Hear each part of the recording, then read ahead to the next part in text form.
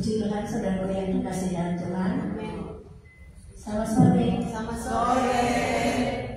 Kita berbakti dalam kasih Yesus. Berjumpa lagi di ibadah wanita. Kita lebih sesuatu pagi dan saya mau kita mulai ibadah ini. Kita puji kita muliakan Tuhan. Dan kita awali dengan pujian penyembahan. Kau Tuhan penolong.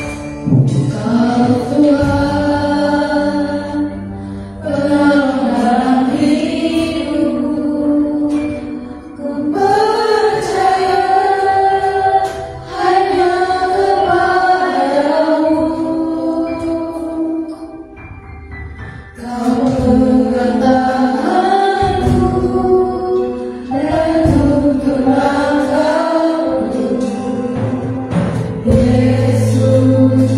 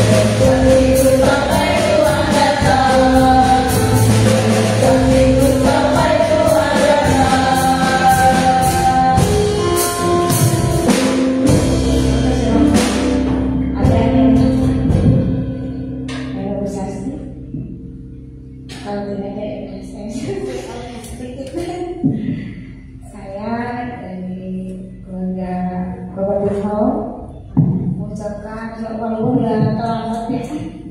Baiklah, selamat Natal 2023 dan tahun baru 2024. Menyumpah kepada semuanya, kepada Bapak Kebaya dan Kebaya Bapak ini, Ibu Jen, seisi pastori juga semua jemaat GPI Maranatha. Saya mohon maaf barangkali aja banyak kesalahan saya dari perilaku, dari kata-kata, dari sekarang ini lagi. Ini sudah ada kesalahan, saya mohon maafkan. Dan saya kasihkan Tuhan mencoba waktu di awal 2023 berbangun Allah dengan stroke. Ya, awal 2023 itu kena stroke. Ya, sebenarnya di depan itu aku jualan, itu mau jualan besar, aku buka itu ya lemes dan setelah itu dibawa ya semua repot, dibawa ke dokter Nisa.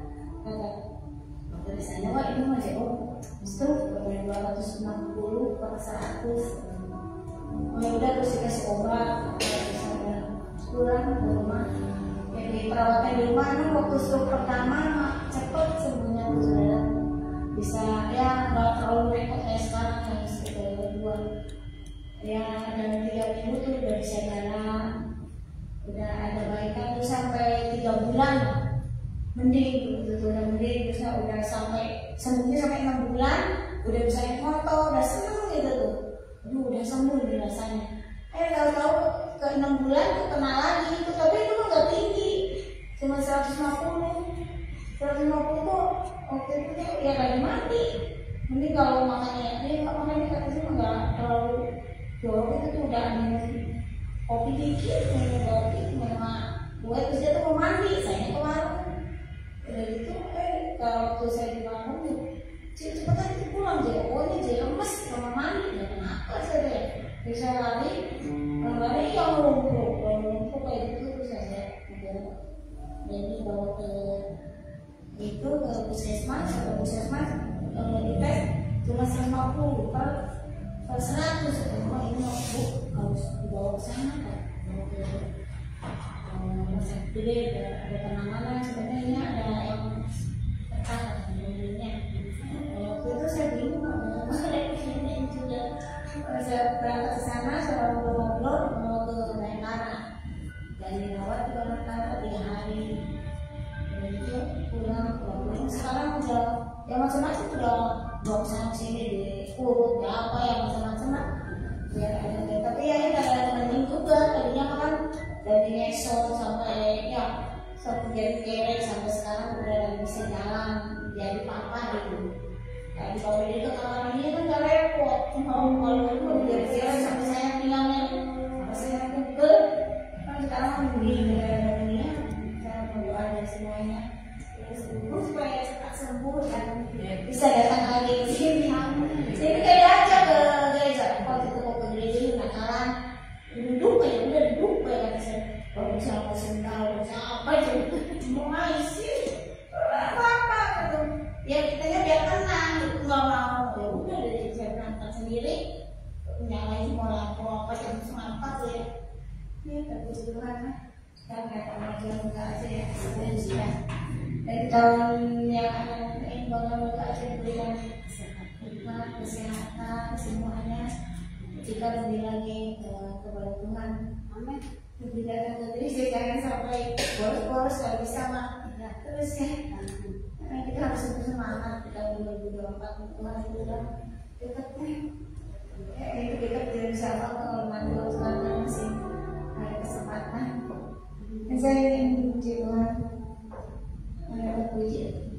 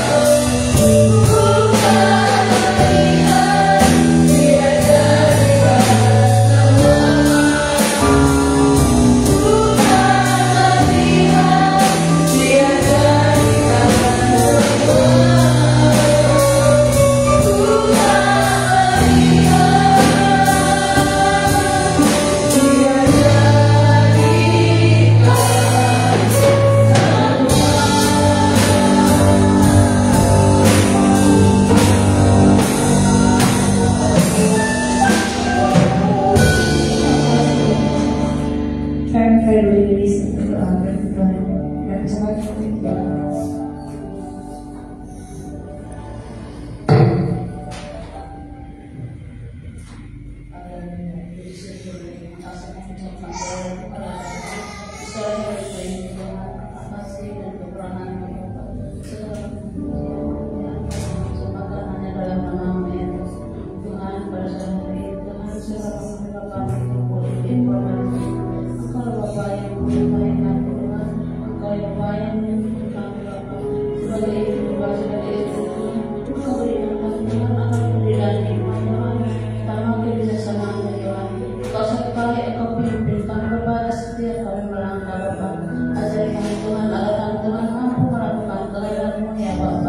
Tuhan, kalau sebentar lagi Tuhan akan mendengarkan sebagian daripada firman-Mu ya Bapa. Kiranya Engkau urapi Tuhan hati dan pendengaran kami Tuhan, agar kiranya Tuhan firman-Mu Engkau tanamkan Tuhan dalam hati dan pikiran kami, supaya Tuhan berakar dan berbuah Tuhan di setiap kehidupan kami Tuhan. Kami mampu mendengarkan Tuhan betapa besar cinta kasih-Mu ya Bapa, betapa besar Tuhan kemurahan-Mu buat setiap kami ya Bapa. Tuhan Yesus, Engkau berkati Bapa. Sebanyak kami berikan Bapak seberapa kami mampu Tuhan memberikannya Tuhan.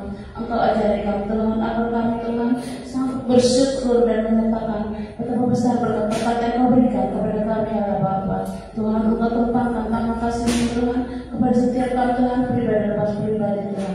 Dan kami Tuhan kami ampuni Tuhan segala dosa yang kami lakukan Bapa, supaya Tuhan segala berkat dan kasih kemurahan Tuhan Engkau Bapa berikan kepada kami ya Bapa. Tuhan, kami siapkan hati dan pikiran kami untuk mendengarkan firman-Mu. Di dalam nama-Mu Tuhan Yesus Kristus kami mengucap syukur. Haleluya. Amin.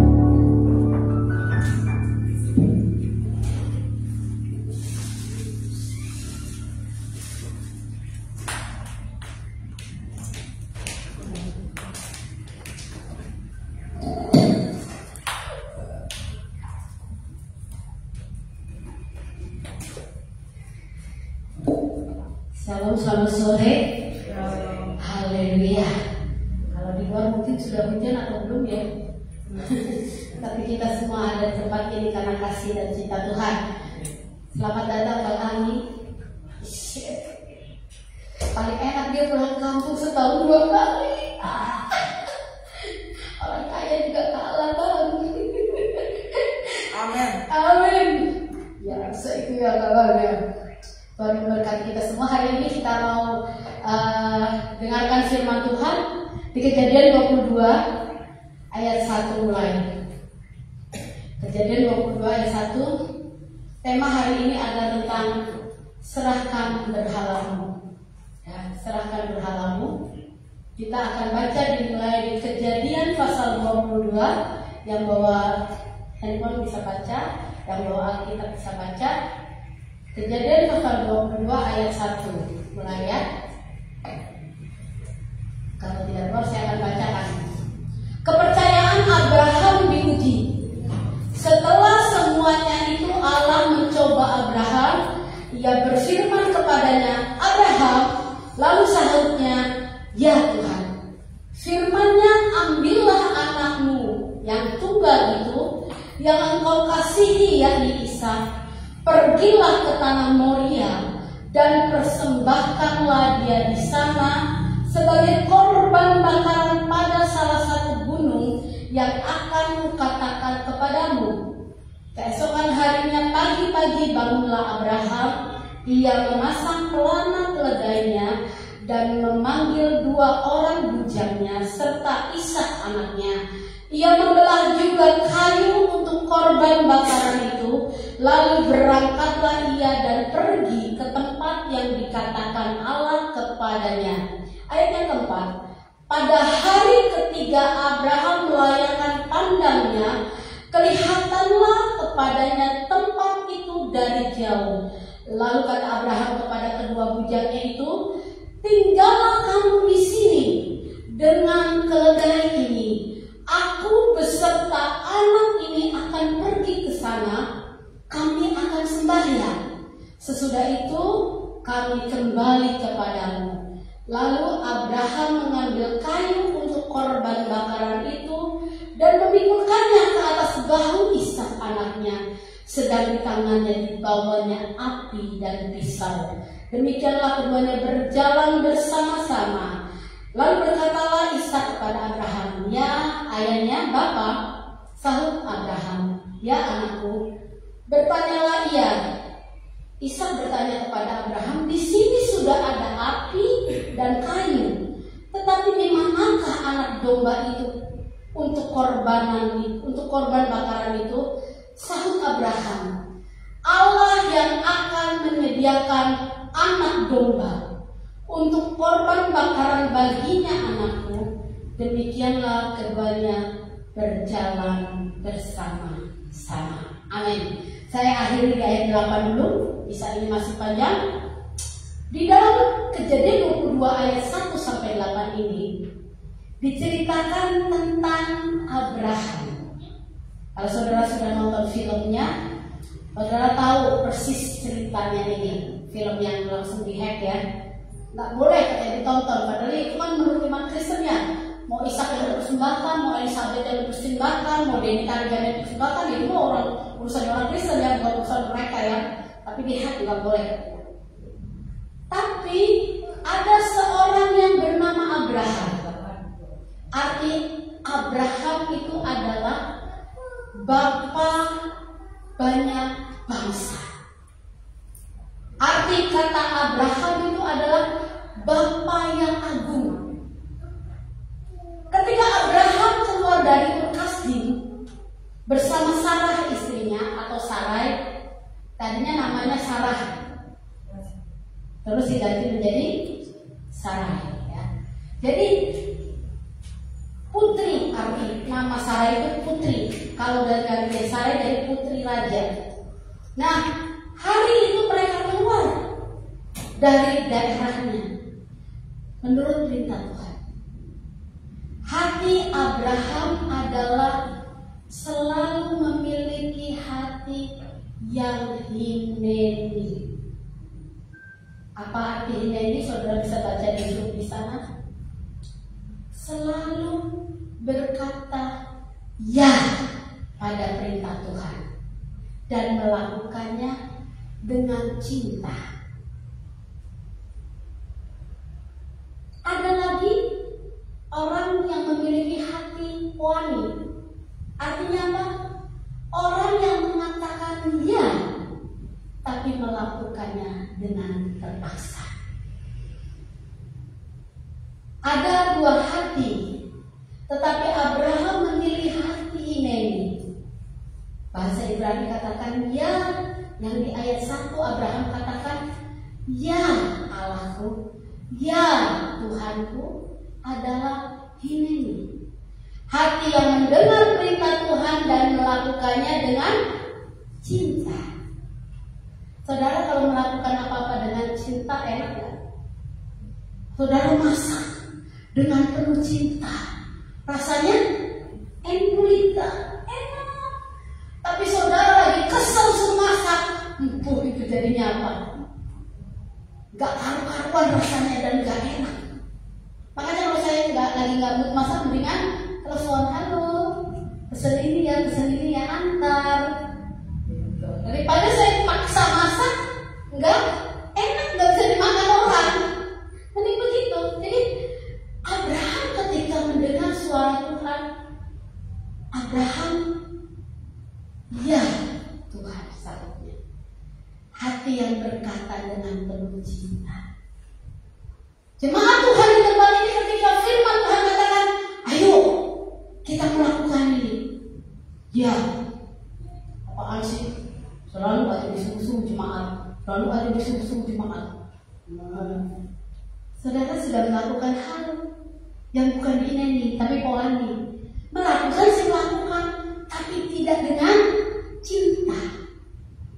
Abraham melakukannya dengan cinta kepada Tuhan. Firman yang kedua, "Ambillah anakmu yang tunggal itu yang engkau kasihi, yakni Ishak." Lengkap perintah Tuhan sama Abraham. Ambillah anakmu yang kau kasihi yang tunggal itu, namanya Ishak, bukan nama yang lain. Pergilah ke tanah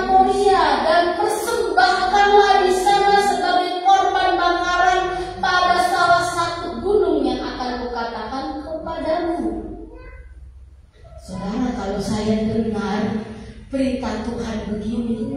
Gue bilang, Tuhan gila kali. Gue punya anak cuma satu, suruh dibunuh, dikorbankan menjadi korban bakaran. Lu udah gila Tuhan. Jangan-jangan bukan lu yang berfirman Tuhan. Jangan-jangan iblis yang berfirman. Kenapa? Masa ada pembunuhan? Bunuhlah anakku satu-satunya itu. Anak yang kau kasih lo bukan. Anak tunggal, anak yang kau kasih namanya Ishak. Tempatnya diberitahu, tempat pembantaian, tempat pembunuhan itu. Wah, ini bukan suara Tuhan. Bukan. Ini masalah iblis kan. Masa ada punya anak cuma satu disuruh dikorbankan. Zaman dulu tuh korbankan itu artinya dibunuh, saudara. Dibunuh, dipotong, dibakar. Dan harumnya itu Tuhan suka.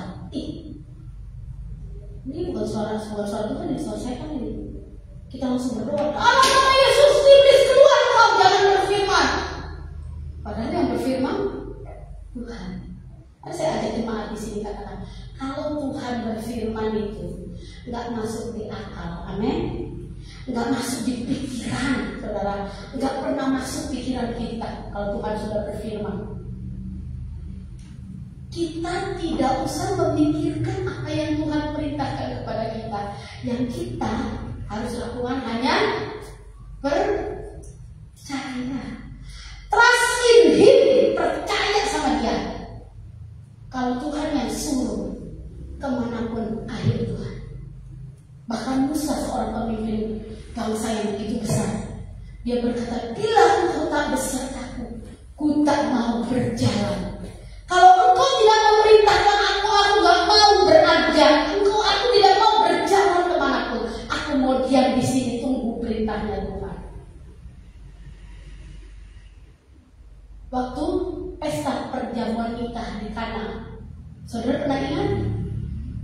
Mujizat pertama yang Tuhan lakukan adalah mengubah air menjadi anggur. Betul salah? Betul salah? Air anggur, betul salah? Betul. Anggur itu saudara ada yang manis, ada yang pahit, ada yang asam. Tapi firman Allah katakan ketika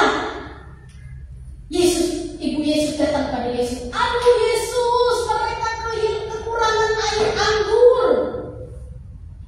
Yesus jawab apa? Oh ibu, waktuku belum tiba. Waktuku belum sampai, belum saatnya untuk bikin mujizat. Sebab itu orang-orang Katolik itu senang ya sama Bunda Maria, karena yang Bunda Maria suruh itu dilakukan Yesus. Padahal dia Tuhan loh. Waktuku belum sampai, waktuku belum saat ini. Tapi Maria berkata dengan percaya, suruh pelayan-pelayan, pelayan sini kumpul. Kalau Yesus yang ngomong, lakukan saja, nggak usah dipikir. Ya enggak? Pelayan-pelayan itu, ini orang kita kan lagi kehabisan anggur. Kenapa jadi ini tempayan diisi air? Gak usah dipikir saudara. Seperti pelayan-pelayan itu disuruh oleh Bunda Maria, lakukan apa yang dia suruh. Gak usah dipikir. Pelayan-pelayan itu melakukan gak? Melakukan ketika Tuhan bilang, isi itu tempayan ya isi ya. Mereka isi cepat-cepat. Apa yang terjadi? Air itu berubah menjadi air anggur yang kualitasnya lebih baik dari air anggur sebelumnya. Kalau saudara beli madu itu ada 3 rasa, pahit, manis, dan asam. Demikian juga anggur. Saudara jangan pikir, kalau beli madu itu manis. Ada madu yang pahit. Bagaimana itu kumbang membuat menghisap sari-sari tumbuhan itu, sari bunga itu yang pahit ada juga yang asam, ada juga yang manis. Demikian juga anggur ini, ada yang pahit, ada yang asam, menangis. Tetapi ketika kita dengar perintah Tuhan, jangan dipikir, masukkan saja, lakukan saja. Itu air biasa bisa jadi anggur yang terbaik, lebih baik daripada yang di daerah itu. Mujizat terjadi. Tapi kalau kita pikir kita nggak akan jadi kerjakan itu, ini aduh aneh, nggak waras. Di dalam Tuhan tuh nggak ada yang waras, saudara. Kalau udah Tuhan suruh, ayo lakuin aja dengan hati yang penuh cinta. Saudara bisa sama melakukan pekerjaan yang sama. Floren dan Made bisa sama nyapu gereja. Wah, habis ibadah di sekitar Jen, nyapu gereja. Floren sebelah sana, Made sebelah situ. Tapi kalau Floren melakukannya dengan cemburu-buru, aduh, pengen kerja kelompok. Bisa punya saksi kantong nyampe depan, selesai. Tapi Made lihat sampai ke rambut tuh, rambut saudara tuh yang pada jatuh, itu Made ambilin. Duduk dia, aduh saya mah gak sanggup jongkok begitu Made. Dia jongkok, dia ambil itu rambut, diures, ngumpul jadi satu, dibuang ke tempat sampah. Lakukan segala sesuatu dengan cinta. Lakukan sesuatu dengan cinta. Beda, rasanya beda. Kalau Tuhan suruh, ambil anakmu yang tunggal itu yang kau kasihi yang Isa, pergilah ke tanah Moria dan persembahkanlah diri saya sebagai korban bakaran pada salah satu gunung yang akan kukatakan kepadamu. Tahu nggak saudara? Abraham tidak secinta itu dengan istrinya Sarai. Buktinya ketika Sarai diambil oleh raja-raja yang lain, Abraham bilang, nanti kalau kamu diambil sama raja itu, bilang ya, kau saudaraku, jangan bilang aku suamimu, nanti aku dibunuh. Abraham lebih cinta dirinya sendiri daripada istrinya yang mau dibawa orang. 2 kali Sarai dibegitukan.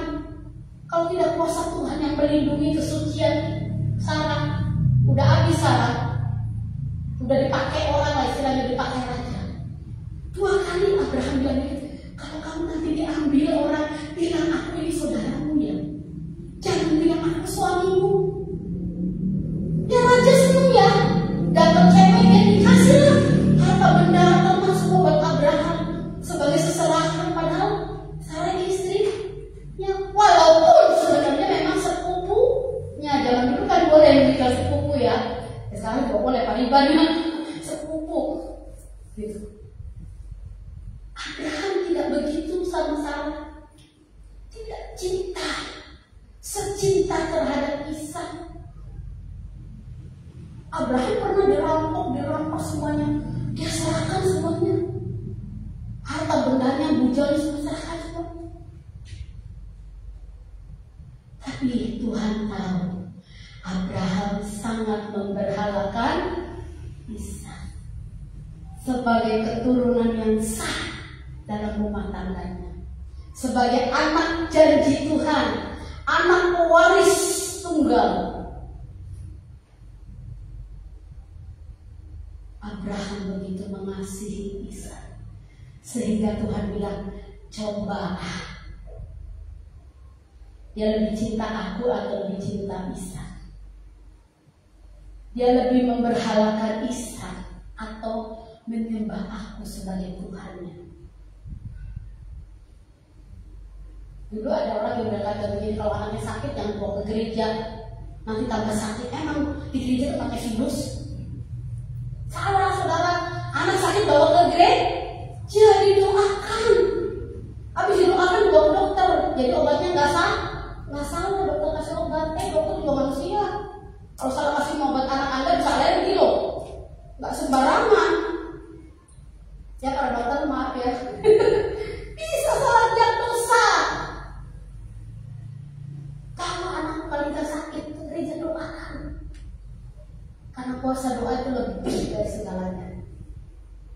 Ayat yang keempat, pada hari ketiga Abraham melayangkan pandangannya, kelihatan padanya tempat itu dari jauh. Abraham udah lihat, aduh itu Gunung Moria, itu tempat di mana saya akan mengorbankan Ishak. Hatinya remuk, cepot, tapi aku tidak bisa menolak karena aku mencintai Tuhanku. Ayat yang kelima, kata Abraham kepada dua bujangnya itu, tinggallah kamu di sini dengan keledai ini. Aku beserta anak ini akan pergi ke sana. Kami akan sembahyang, sesudah itu kami akan kembali kepadamu. Iman tidak bisa ngajak orang. Amin. Iman itu tidak bisa ngajakin orang. Ketika Abraham mau mempersembahkan Ishak, kalau dibawa bujangnya, ketika Ishak mau dibunuh, kira-kira apa? Abraham bisa diikat, disekat sama bujangnya yang mau pembantunya. Bapak gila, ini keturunanku satu-satunya. Bapak udah waras. Ini anakku satu-satunya. Kok dibunuh? Abraham tahu hatinya turut akan perintah Tuhan. Hatinya penuh dengan cinta akan perintah Tuhan. Dia bilang, kamu tinggal sini ya. Kenapa? Ketika dia mau mempersembahkan Ishak, ketika dia mau datang beribadah, ketika dia datang mau sembahyang, tidak ada yang boleh yang mengganggu hubungan antara saya dengan Tuhan. Jadi ibu, kalau dilarang suami, nggak usah ke gereja, baru jadi pendeta. Oh iya benar, Cialis butuh wakil pendeta yang banyak. Gitu. Bilang, Cialis butuh pendeta yang banyak. Di sini kalau perlu sebenarnya jadi pendeta semua. Amin. Iya, enak jadi pendeta, diberkati Tuhan. Amin. Kata Tuhan memberkati kita semua. Ayat yang ke-6, lalu Abraham mengambil kayu untuk korban bakaran itu dan memikulnya di atas bahu Ishak. Kayu. Gunung Moria itu tempatnya kayu. Dulu Raja Salomo bikin istana, itu kayunya ambil dari Gunung Moria. Ngapain Abraham bawa dari tempat tinggalnya? Abraham seorang yang taat akan Tuhan. Dia melakukan persis apa yang Tuhan mau. Ketika dia ingin mempersembahkan, seperti saudara yang datang ke gereja, persiapannya bukan di gereja, tapi dari rumah Tuhan. Aku mau ibadah Tuhan, walaupun ada pesta Natal di Janji Jiwa. Saya hampir goyah tadi. Aduh, goyah mepet banget. Jam 3 saya belum berhenti masak, ini setengah 4 baru selesai masak. Datang nggak ya? Pesta Natal di Janji Jiwa nih. Lumayan, anak-anak bisa main nih. Udahlah, ibadah wanita dibubarkan saja, liburkan ke Tuhan. Saya nggak mepet waktunya, saya nggak siap masak. Kalau masak dari pagi bisa, tapi nggak enak makanannya kan. Saya harus masak dari jam 1, jam 2 ya berpersiapan masak. Jam setengah 4 baru matang semua. Udah telat lah. Jam 4 saya mandi udah telat, nggak bisa ada di jiwa, nggak bisa ke red box. Dipersiapkan. Mau ibadahnya dipersiapkan. Hatinya, tubuhnya, jiwanya, rohnya. Saya mau beribadah kepada Tuhan. Tuhan, saya mau ke gereja. Tuhan, saya mau ke gereja. Saya mau ibadah Tuhan. Dipersiapkan dari rumah. Abraham mempersiapkan kayu. Dibawa, dipanggulkan kepada Ishak. Kenapa ya dipanggulkan kepada Ishak? Seperti Yesus memikul kayu salib. Gambaran ini ada, saudara. Ishak seorang anak satu-satunya, anak tunggal. Seperti Yesus, kita anak tunggal satu-satunya, anak Bapa di surga, memikul kayu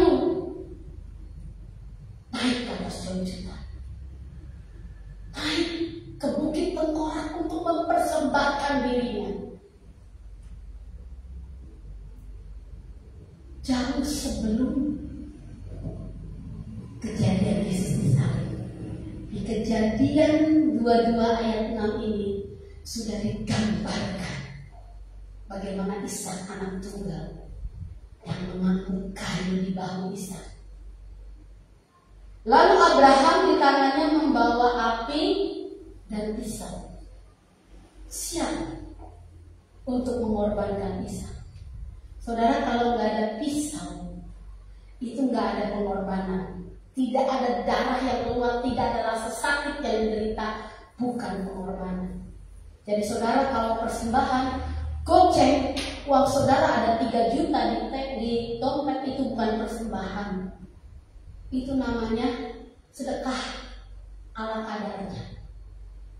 Persembahan itu harus yang diambil dari paling banyak dan menyakitkan hati. Mungkin kau nabung setahun, itu yang kau persembahkan untuk Tuhan. Seperti wanita yang nabung 1 tahun, begitu tahu ada Tuhan Yesus, dia pecahkan buli-buli minyak wanginya itu. Itu namanya persembahan. Kalau duit saudara ada 200.000, saudara kasih goceng, enggak, itu belum persembahan. Karena duit saudara masih banyak.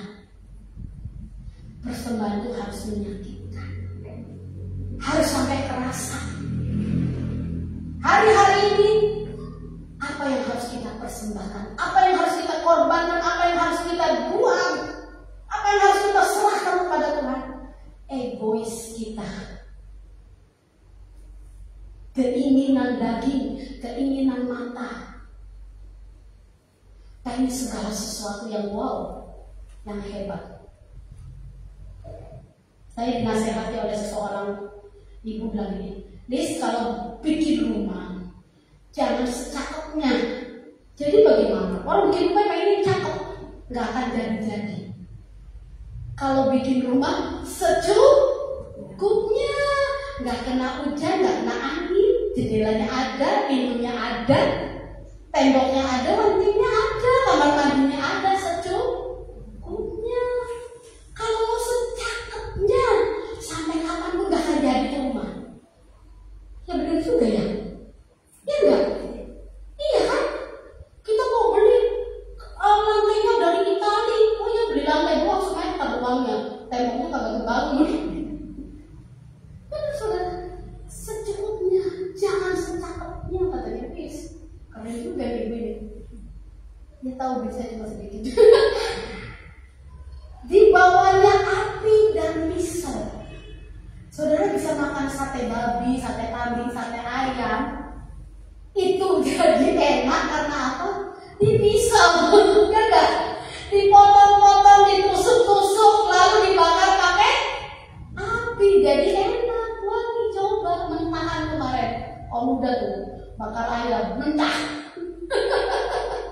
Oh, dimakan aja tuh. Bener, mentah ya? Masih ada darahnya. Gimana enak kamu udah gitu? Bis mama yang angkat tangan udah gak enak badan. Gue bakar sendiri, tahu tuh matang apa enggak? Sakit perut enggak? Enggak. Oh berarti pateng. Dibakar. Bisa makan sate babi enak, sate ayam enak, sate kambing enak. Karena apa? Matang. Ada api dan pisau, ada pengorbanan, ada rasa sakit. Kita bisa nikmatin. Demikian juga Tuhan. Merasa sakitku, lelahku, capekku Tuhan. Na'udzubillah capeknya Tuhan. Na'udzubillah sakitnya Tuhan. Melayani Engkau. Itu yang berbau harum di hadirat Tuhan. Melalui aniaya dimusuhi saudara, apalagi saudara-saudara kita yang dari agama seberang pindah ke sini. Oh, dimusuhi saudara-saudaranya dari aku. Sakit. Itulah pengorbanan. Harus ada pisau dan api yang membawa harum ke hadirat Tuhan. Persembahanku. Demikianlah keduanya berjalan bersama-sama. Lalu berkatalah Ishak kepada Abraham ayahnya, "Bapa." Sahut Abraham, "Ya anakku." Bertanyalah ia, "Di sini sudah ada api dan kayu, tetapi manakah anak domba untuk korban bakaran?"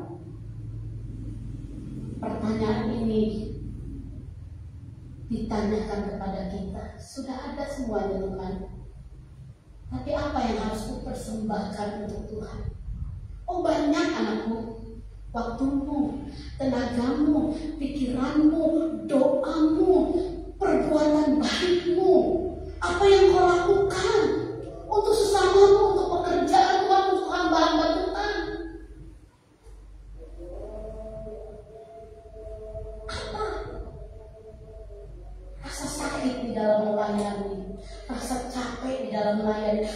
rugi banget Tuhan melayani Tuhan, Tuhan itu senyum segini, ya Tuhan habis deh. Itu buang egois, buang apa, buang semua, melayani.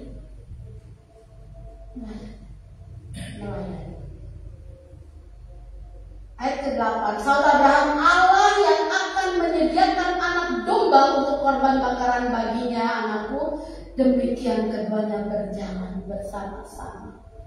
Ayo saudara, perjalanan ini perjalanan yang sangat berat. Kalau kata lagu adik, perjalanan ini gimana lanjutnya? Hah? Coba yang orang tahun 70-an bantu saya. Terasa sangat menyedihkan. Itu terjadi nih.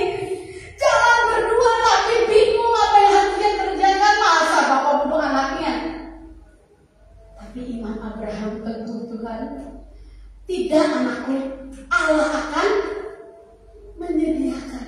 Bisakah saudara membawa anak-anak saudara pada hal demikian? Tenang Ian, pasti Tuhan sediakan. Tenang Erik, engkau 4 laki-laki. Aduh, Erik dan Miriam, Tuhan sediakan 4 perusahaan. Tenang, Tuhan pasti sediakan. Karena ada Bapa yang takut akan Tuhan, yang mendengar perintah Tuhan. Keren nih imannya Abraham. Sampailah mereka ke tempat yang dikatakan Allah kepadanya. Lalu Abraham mendirikan mezbah di situ dari batu, disusunnya kayu, diikatnya Ishak. Oh anakku, kau akan kubunuh untuk Tuhan. Abraham mendirikan mezbah, disusunnya kayu, diikatnya Ishak anak itu. Ishak tidak menolak, Ishak tidak memberontak, Ishak tidak lari, karena Ishak tahu ayahnya menuruti perintah Tuhan. Gila, benar-benar gila. Abraham menyerahkan berhalanya yaitu Ishak, anaknya itu, dan meletakkannya di atas mezbah, di atas kayu api. Sesudah itu Abraham mengulurkan tangannya lalu mengambil pisau untuk menyembelih anak itu. Apa yang terjadi? Ayat 11. Tetapi berserulah malaikat Tuhan dari langit berkata kepadanya, Abraham, Abraham. Sahutnya, ya Tuhan. Pertanyaan ini, perkataan ya Tuhan, adalah sama dengan ayat yang 1. Menuruti perintah Tuhan dengan cinta yang tidak berubah kadarnya dari pertama sampai akhir. Ya Tuhan. Ayat 12 kita baca sama-sama. Lalu ia berfirman, jangan bunuh anak itu dan jangan kau apa-apakan dia, sebab telah kuketahui sekarang bahwa engkau takut akan Allah dan engkau tidak segan-segan untuk menyerahkan anakmu berhamamu itu yang tunggal kepada. Amin. Ini sukacita besar, kemenangan ketika kita mengalahkan segala apa yang dalam diri kita untuk Tuhan. Segala apa yang kita punya buat Tuhan. Pokoknya asal Tuhan senang, asal Tuhan suka, asal Tuhan puas. Lalu Abraham, ayat ke-13, jawaban dari ketaatan Abraham. Lalu Abraham menoleh dan melihat seekor domba jantan di belakangnya yang tanduknya tersangkut dalam belukar. Abraham mengambil domba itu lalu mengorbankannya sebagai korban bakaran pengganti anaknya. Amin. Mau mujizat Tuhan terjadi? Ayo serahkan apa yang menjadi kesayanganmu. Serahkan kepada Tuhan. Apa yang kau sayangi? Saya sangat sayang teman-teman saya di Tangerang. Tempat saya bercanda, tempat saya bercerita, tempat saya heboh. Itu teman-teman saya di Tangerang itu 10 keluarga. Dan itu tetap kompak sampai sekarang. Waktu saya mau pindah ke sini, saya bilangnya, Tuhan, macam-macam ya. Udah 10 keluarga sampai 9 keluarga saya tinggalkan Tuhan. Itu udah soulmate banget, udah besti. Oh nggak bisa itu Tuhan. Nanti saya di sini sendiri, di sana mereka bagaimana? Nggak bisa Tuhan. Kemana aja kita bikin grup Brinkadil itu nama Brinkadil BK BR BD. Oke, Brinkadil itu lah. KB baru gitu kalau pergi gitu loh. Begitu. Saya sangat senang sama teman-teman saya. Nggak ibu-ibunya, nggak bapak-bapaknya, tapi senang. Belum kalau ngomong sama mereka tuh, nggak ada cuma grundel di hati. Enak kan udah ngomong begitu? Mantap. Jalan kemana kita bareng. Waktu saya pindah ke sini, saya sendiri di Haugelis. Nggak banget deh Tuhan. Nggak banget. Tapi saya bilang, kalau Tuhan perintahkan, ya Tuhan. 1 tahun aja ya Tuhan.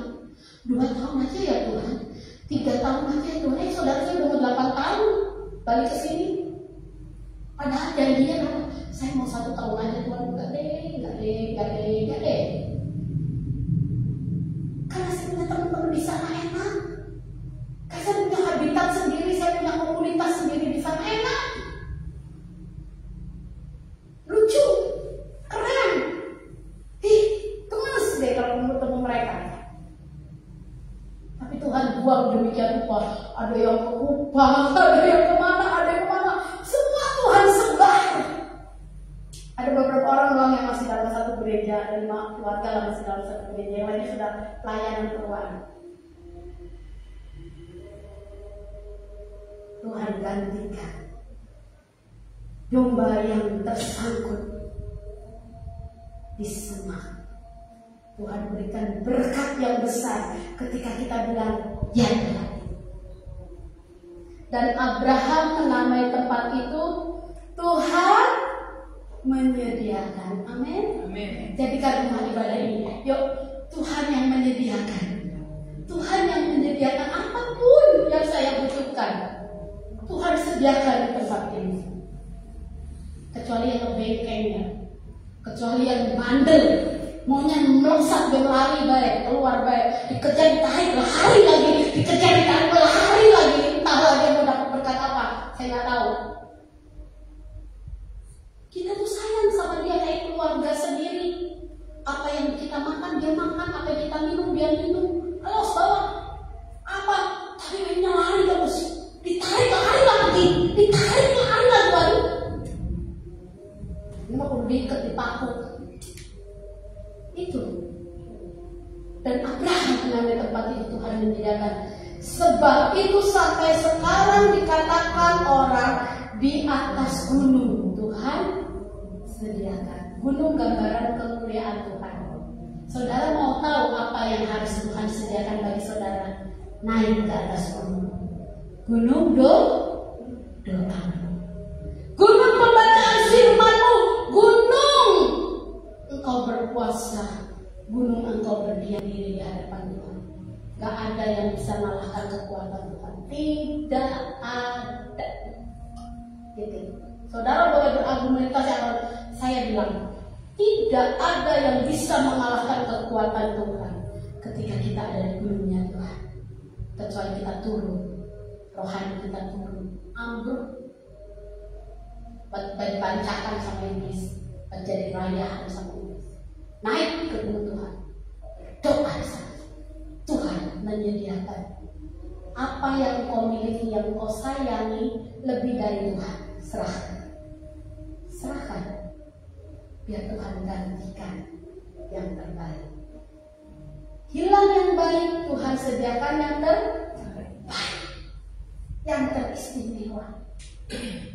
Maka daripada itu saudara serahkan apa yang menjadi kesayanganmu di dalam dunia ini. Engkau lebih sayang sama siapa daripada sama Tuhan? Engkau lebih punya benda apa yang kau lebih sayang daripada Tuhan? Terserah. Saudara, aku di hadapanmu. Apakah harga dirimu, keinginanmu, kesombonganmu, kebanggaanmu, serahkan aja sama Tuhan.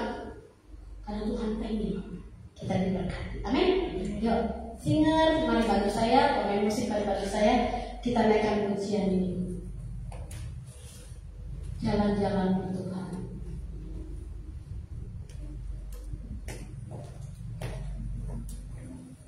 Kita akan berdoa. Moses, apakah bisa berani Moses di belakang? Kita di ruang tamu yang lagi asik.